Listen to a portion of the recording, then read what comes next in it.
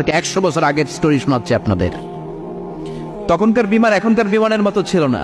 আপনি দেখবেন যে শুরুতে বিমান কেমন ছিল।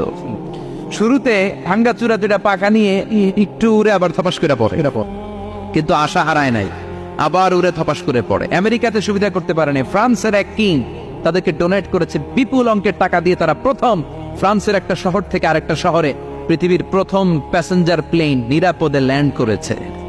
মানুষের উড়ার স্বপ্ন সফল হতে শুরু করলো।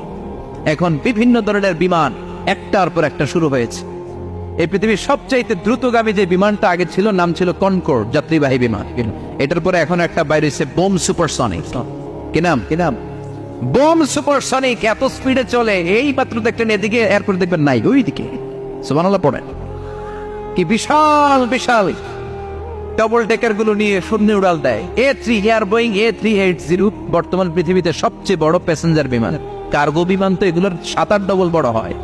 I'm talking about the passenger plane A380 525 জন যাত্রী নিয়ে এটা শূন্যে উড়াল দেয়।